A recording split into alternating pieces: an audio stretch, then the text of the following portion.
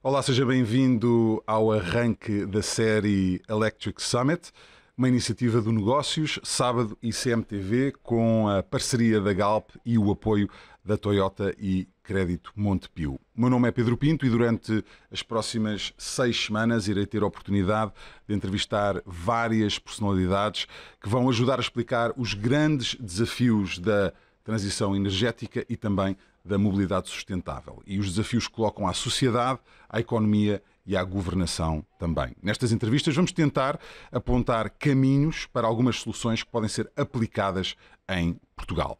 O tema que nos traz aqui hoje é a mobilidade sustentável. Os transportes contribuem com cerca de 5% para o produto interno bruto da União Europeia e empregam mais de 10 milhões de pessoas na Europa. Os transportes são responsáveis por cerca de 1/4 das emissões de dióxido de carbono na União Europeia, 72% das quais provêm dos transportes rodoviários, de acordo com a Agência Europeia do Ambiente.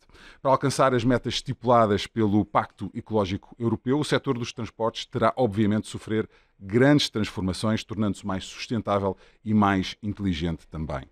Para falar sobre os desafios da mobilidade sustentável, temos o prazer de contar com uma perita na matéria, a Susana Castelo, CEO da TIS, Transportes, Inovação e Sistemas, uma empresa de consultoria com mais de 25 anos de experiência nesta matéria. Susana, bem-vinda. Sei que está a fazer a sua estreia mundial em podcasts. É um grande prazer ter a sua presença aqui hoje. Isto é um tema tão importante, mas às vezes tão complexo também. Há tanta informação e mesmo para as pessoas que querem saber o que está a acontecer a nível da transição energética, a nível da mobilidade sustentável, é difícil saber os caminhos, os melhores caminhos que é preciso seguir, os melhores exemplos que existem neste momento. Eu já me vou calar, porque já fiz uma introdução larga. Quero fazer a primeira pergunta a nível das metas que a União Europeia introduziu, de 90% de descarbonização dos transportes. Acha que é uma meta realista e como é que acha que esta meta pode ser atingida tanto em Portugal como na Europa? Antes de mais, obrigada, Pedro, pelo convite. Espero sair bem nesta iniciativa. Ia dizer que a TIS este ano vai fazer 30 anos, portanto, nós em setembro vamos celebrar os 30 anos. Portanto, é uma empresa que tem muita experiência nesta área. Nós só trabalhamos em transporte e, portanto, alguns no tempo vamos divulgar aquilo que é nossa celebração desse evento. Passando a responder à sua questão.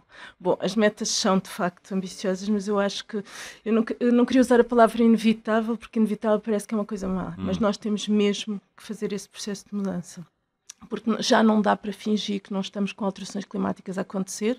Vocês abrem muitas vezes telejornais ou capas de jornais com coisas que acontecem em países, antigamente aconteciam em países que tinham um planeamento mais deficiente ou que estavam em desenvolvimento, agora está acontecendo em todo lado. Portanto, nós temos realmente o mundo a mudar do ponto de vista climatérico. Isso é provocado por aquilo que nós fazemos, pelo nosso consumo, pela forma como nós utilizamos e usamos o planeta e, portanto, aqui nós temos que mudar o comportamento. Portanto, são ambiciosas, mas são mesmo necessárias e esse exercício tem que ser feito e temos mesmo de nos comprometer, não dá para fingir, como nós muitas vezes em Portugal fazemos. Pronto, elas estão lá, daqui a 5 anos nós pensamos. Por cada ano que nós deixamos passar, estamos a agravar a situação e se queremos manter um estilo de vida parecido com o que temos, adaptando, vamos ter mesmo que fazer este caminho. E eu acho que já há vários anos que se pensa dessa forma, daqui a 5 anos vamos mudar, daqui a 10 anos isto vai ficar melhor. Mas já está a acelerar. Certo, exatamente, e acho que as pessoas finalmente parecem estar, e de acordo com a minha experiência, conversando com especialistas na matéria, estão finalmente a ficar cientes de que tem de ser já, tem de ser agora, senão não será possível salvar a saúde do planeta. Nós vamos iniciar aqui a nossa conversa com os temas mais gerais, depois vamos tentar especificar um bocadinho para as pessoas perceberem aquilo que na verdade pode ser feito e está a ser feito para melhorar este tema da mobilidade sustentável, falando obviamente de combustíveis fósseis. Quando é que acha que é realista pensarmos em terminar esta dependência e qual acha que tem sido o papel agora também da guerra na Ucrânia para acelerar este mesmo processo? Quando é que vai terminar? Não sei, acho que ninguém sabe. Há todo um processo de caminho, há metas traçadas nessa matéria, portanto, está a ser feito. E nesse domínio, aquilo que é a produção energética em Portugal, nós até estamos na linha da frente, temos uma grande produção de energia renovável.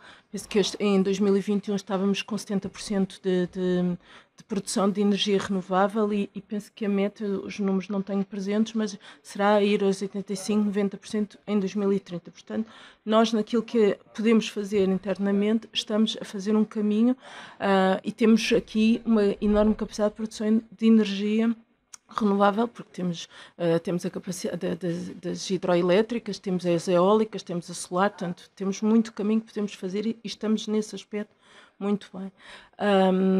A guerra da Ucrânia veio, de facto, trazer ao de cima esta enorme dependência que nós temos, portanto, relativamente aos países, e houve aqui talvez uma excessiva concentração, nós estamos menos expostos, mas outros países estão muito mais expostos. Trouxe a necessidade de acelerar, de facto, o processo, mas há aqui também, estamos a gastar muitas energias nesta gestão de guerra, portanto, é ambivalente. Portanto, se pensarmos no curto prazo, se calhar estamos a distrair com uma coisa que é de facto muito premente, e distração não é o termo correto, mas vem revelar que precisamos mesmo mudar aqui os comportamentos e a indústria na área dos transportes, que é aquela em que, de certa forma, se ao princípio, há uns anos atrás, estava a resistir, neste momento está muito empenhado, já não sai nenhum veículo que não tenha uma gama elétrica, uma gama híbrida. Portanto, há aqui uma consciência de que essa indústria está a mudar nesse sentido, inevitavelmente. Não é? Pronto, e era mesmo sobre isso que eu queria focar a nossa atenção, obviamente porque também é a sua área de especialidade, que é os transportes. Como é que analisaria a velocidade em que esta transição está a acontecer? E falando em Portugal e na Europa, se calhar focando um bocadinho mais em Portugal também, acha que a indústria está a reagir da forma que seria responsável fazê-lo nesta altura, tendo em conta aquela urgência de que falou no início? É como lhe digo, neste momento todos os veículos têm um modelo elétrico ou híbrido, mas mais interessante que a indústria dizia que são os consumidores. Okay.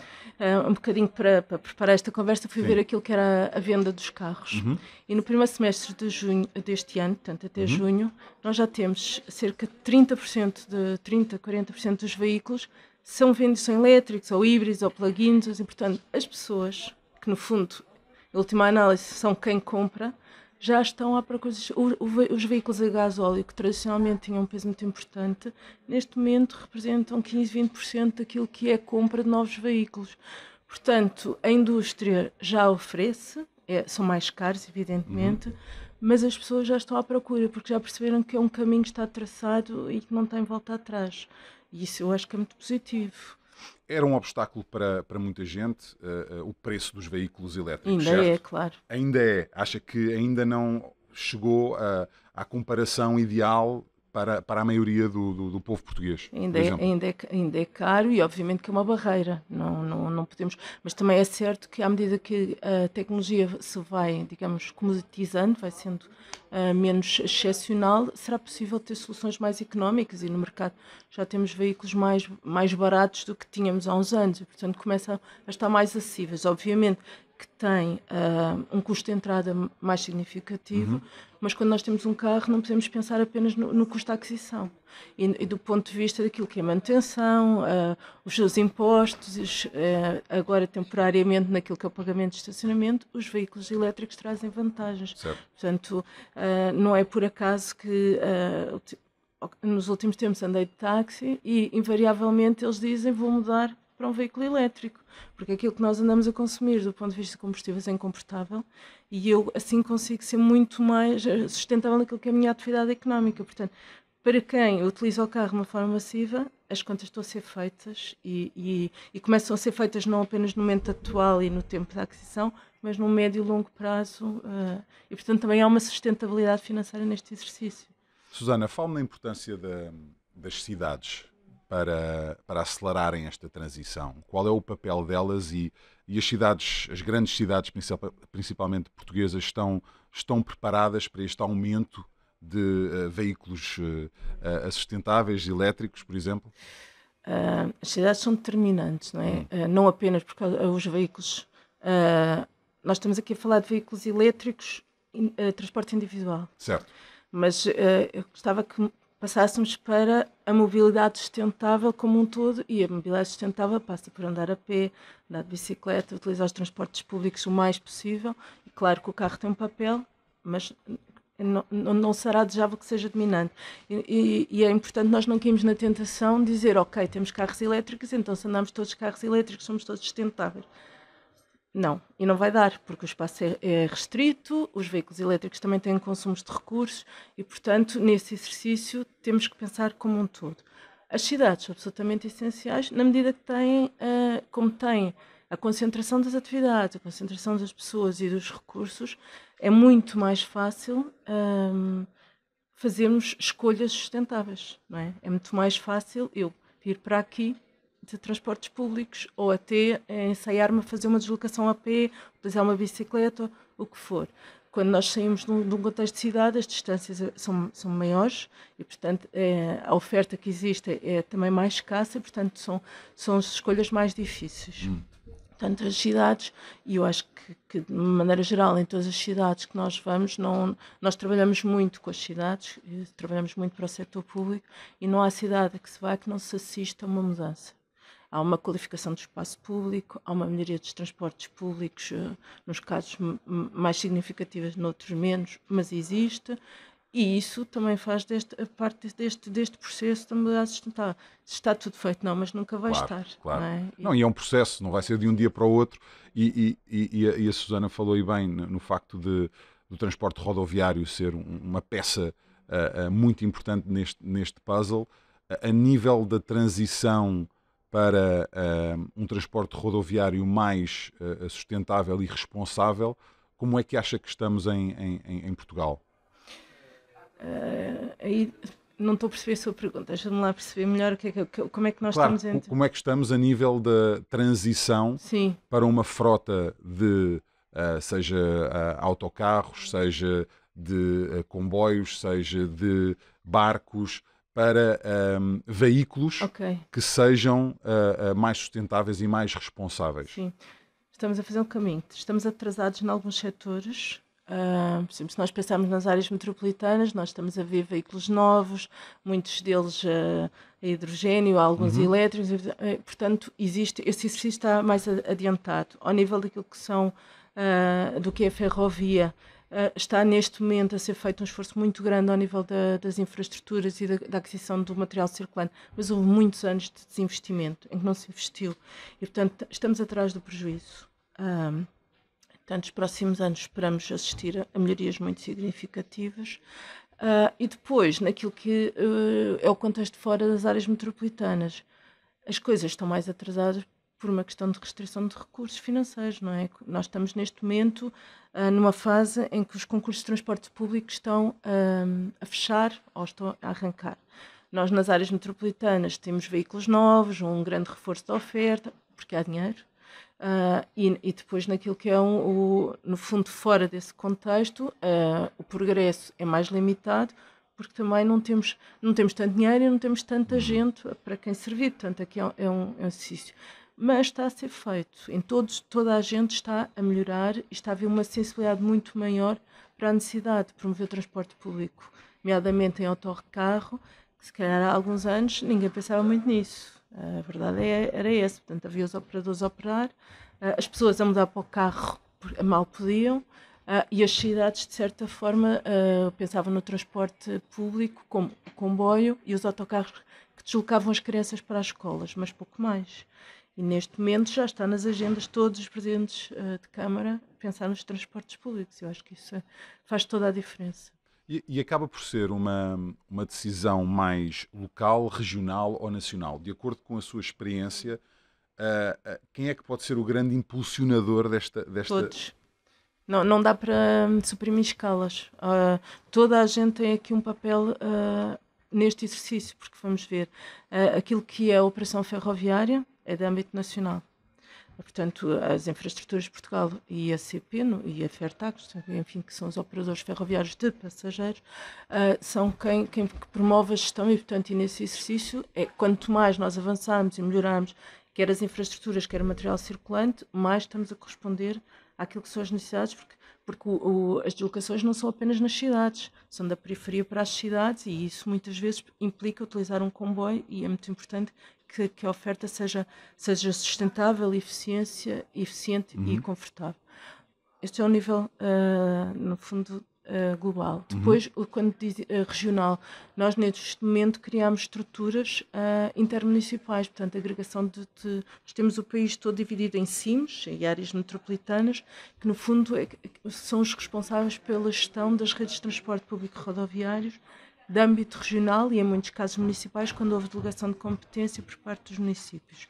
Portanto, a oferta de autocarros que agora está no nosso país, se passa dos conselhos, claramente é da responsabilidade destas autoridades. Portanto, obviamente, esse é o nível intermédio. E depois dos municípios que têm que se preocupar muito com aquilo que é oferta dentro do seu município, têm que criar condições que favoreçam a utilização do autocarro, não é?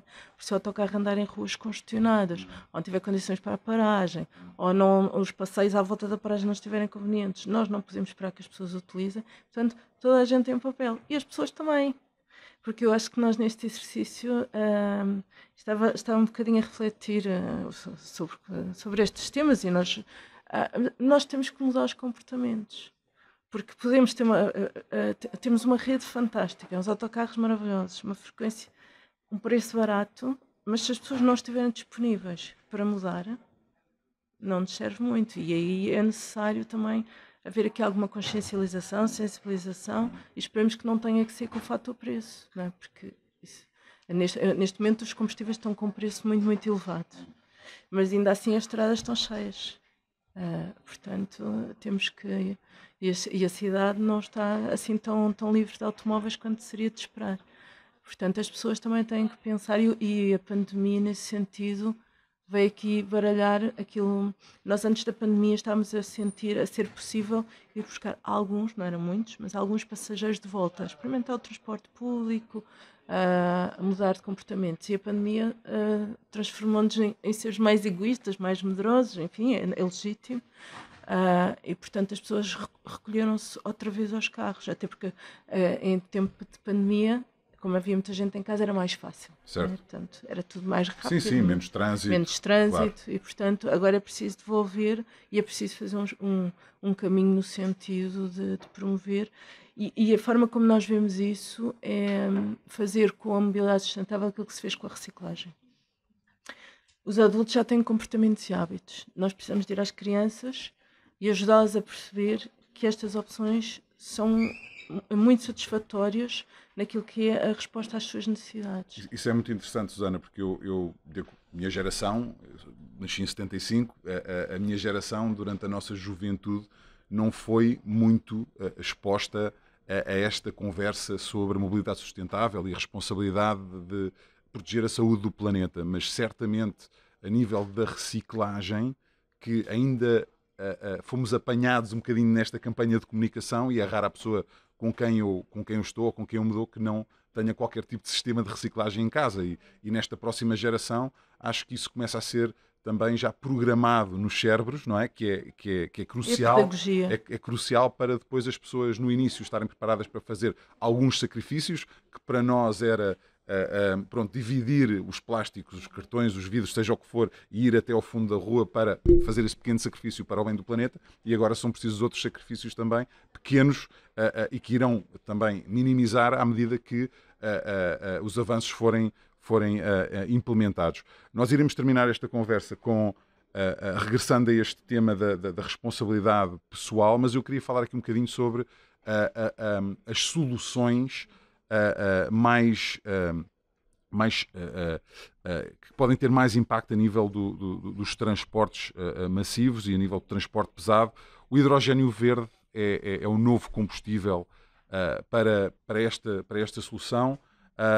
ou há mais alternativas que deveriam ser investigadas? Eu acho que, de certa forma, esta questão da guerra na Ucrânia vem-nos demonstrar que uma única solução nunca é boa política, não é? Também é verdade, para não haver demasiada dependência sobre uma solução, sim. Aquilo que o hidrogênio verde, de certa forma, ainda está a fazer o seu caminho. Portanto, tem muito potencial, pode responder a alguns dos nichos de procura, nomeadamente do transporte de mercadorias, mas ainda é complicado, no fundo, de produzir em vasta escala, e é uma das possibilidades.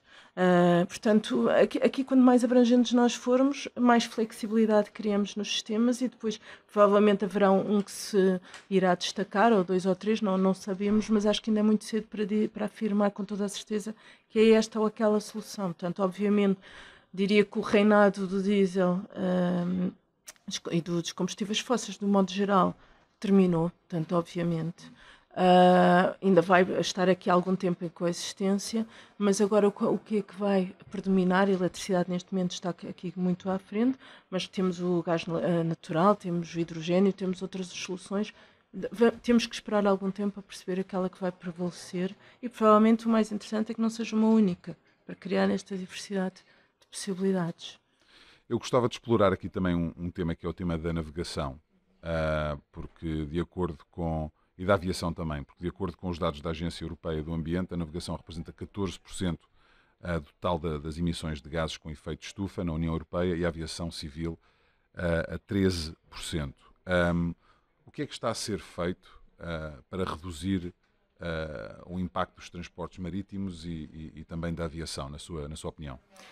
Estão a ser feitas também coisas. Por exemplo, no marítimo, nós...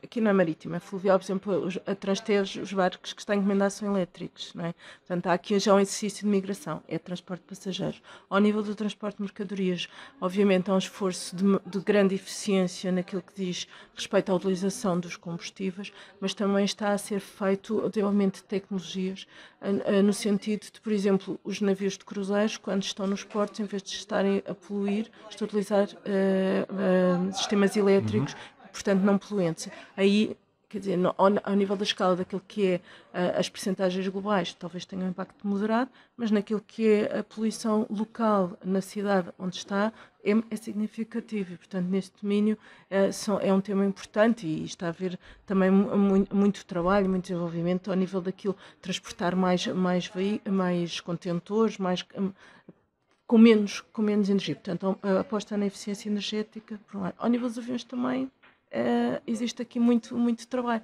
Estão a ser desenvolvidos combustíveis carbonicamente neutros, portanto, com emissão zero, e isso é um ganho muito significativo. E depois lá está outra vez olharmos para a forma como nós estamos a posicionar a utilização do avião. E aí a Comissão Europeia é muito ambiciosa quando diz que nas viagens até aos 500 km têm que ser ambientalmente neutras até 2030. Portanto, o que nós estamos a dizer é que uma viagem Lisboa-Porto tem pouco cabimento de ser feita em modo aéreo. Sobretudo quando nós tivermos um modo ferroviário em cima da mesa, ou um Lisboa-Madrid, e há muitas viagens dentro da Europa que estão a ser feitas a avião, mas neste momento a rede ferroviária de alta velocidade está a ganhar uma consistência e uma densidade que vai tornar essas viagens provavelmente cada vez menos frequentes, até porque elas vão começar a ser penalizadas quer no modo aéreo, quer no modo marítimo, vão ser quantificadas aquilo que são as suas emissões de carbono, e isso vai ser começar-se, ou pelo menos começa-se a falar, onerar essas emissões. E, portanto, isso muda todo o sistema de quanto é que isto custa. E quando nós mudamos o sistema de quanto é que isto custa, as escolhas passam a ser diferentes. E na aviação isso será muito fácil de acontecer. No modo marítimo será mais complicado, porque estamos a falar de mercadorias e, portanto, tem outras consequências. Mas, portanto, por um lado, estamos a ter aviões mais eficientes, aviões que estão à procura de tecnologias e de combustíveis que também são menos poluentes, e por outro lado estamos a ter uma maneira de pensar as deslocações em que o avião deixa de ser a prática do toque e foge, então para isso temos a ferrovia com tempos muito bons, e o avião passa a ser usado para as deslocações de média e longa distância, que isso justifica. Portanto, também é uma adequação da utilização dos modos, no sentido de uma maior sustentabilidade. Não estamos a banir, este é mau, este é bom, estamos à procura da maior eficiência também nas escolhas dos modos. A tecnologia, obviamente, tem um papel preponderante nesta transição, falando nesta responsabilidade que os grandes produtores de transportes pesados têm neste momento. Uma pergunta que não sei se faz sentido, mas, por exemplo, os aviões, os comboios, os navios que temos em atividade hoje em dia têm capacidade para utilizar os novos combustíveis? Têm que ser adaptados. E estão a ser produzidos neste momento até 2030. Já vamos ter aviões vendidos comercialmente com essas tecnologias. Portanto, a indústria está a adaptar-se. Obviamente, depois há todo um caminho de... Temos frotas, não é? E não as vamos pôr em terra só porque estamos a fazer este processo, mas este processo de adaptação faz em pouco tempo. E nós temos estado, talvez, aqui a falar muito, ou sobretudo, de passageiros, mas o tema das mercadorias é absolutamente essencial, não é? Ainda há pouco estávamos aqui a falar da redação, as questões da logística. Em todas as nossas atividades são determinantes. E também nessa matéria está a haver um enfoque muito grande da transferência do modo rodoviário para a ferrovia e, no fundo, nesse caminho de uma maior sustentabilidade, porque é muito mais eficiente do ponto de vista sustentável transportar mercadorias por ferrovia do que em caminhões que andam a atravessar a Europa. Cada caminhão tem uma capacidade de transporte que é muito reduzida, não é? Estamos a falar de poucas toneladas face àquilo que é a capacidade de transporte de um comboio. Para fechar aqui a nossa conversa, já em tom de conclusão, queria voltar ao indivíduo e à responsabilidade que nós todos temos. Obviamente que a Comissão Europeia tem um papel importante para marcar certas limitações que vão ajudar as pessoas a ter de aceitar as alterações que aí vêm ou as responsabilidades diferentes que terão. Mas que mensagem é que deixa ao indivíduo, ao consumidor individual sobre o caminho que vai ter de percorrer? E falo, por exemplo, comigo, mais uma vez, tenho 47 anos, vivi uma vida a nível de transporte pensando de uma certa forma como é que o cidadão português da minha geração tem de encarar os próximos 20 ou 30 anos e algumas das alterações que vão afetar a nossa vida do dia-a-dia, seja a limitação na venda de carros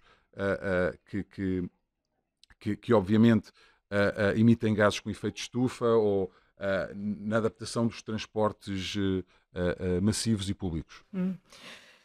Eu acho que tem que se ter a curiosidade e o esforço de experimentar. Porque, sobretudo para quem utiliza massivamente o automóvel, é obviamente que há situações em que as pessoas não têm outra alternativa e isso nós temos que perceber que é assim. Mas em muitos casos, por exemplo, tradicionalmente ouvimos: eu vou levar o meu filho à escola, não posso, tenho que ir de carro. Porquê? Porque não é sempre assim. As crianças não podem andar de transporte público, não podem andar a pé. Em muitas circunstâncias podem, mas nós, no nosso mindset, assumimos que se eu tenho uma criança pequena para ir de um ponto A a B, ela não pode andar a pé ou não pode andar transporte. Porque é que não experimentamos? Porque neste momento, mais uma vez, é muito mais fácil falar nisso nas áreas metropolitanas do que fora, porque as redes são mais densas. Mas pensemos apenas nas áreas metropolitanas. Já estamos a falar quase metade da população, não é? do país. Existe também uma adaptação, por exemplo, colocação de elevadores, escadas, que facilitam esse processo. E, portanto, aos poucos, naquilo que são as deslocações de ir às compras, é sempre necessário levar o carro, é sempre necessário, ou quando vamos jantar fora, temos que ir sempre de carro.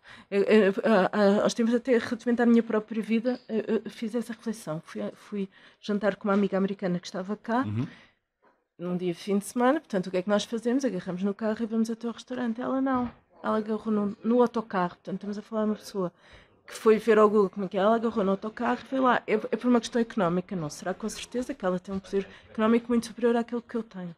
Portanto, tem a ver com a forma como nós pensamos. Obviamente que ela está sensibilizada. Não é um americano típico. É uma pessoa que vive numa cidade muito motivada pela utilização do transporte público e da bicicleta, mas nós temos barreiras na nossa cabeça que temos que vencer.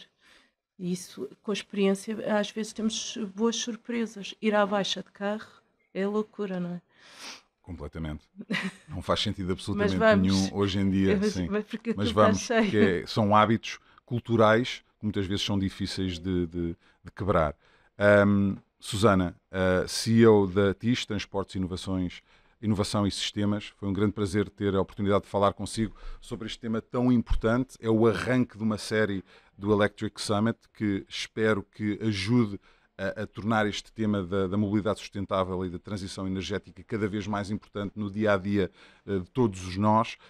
Fico, por um lado, mais confiante que Portugal e a União Europeia, pelo menos, está no caminho certo para conseguir ter sucesso nessa transição e que o trabalho está a ser feito a nível nacional, regional e local também, municipal, para atingir certos objetivos.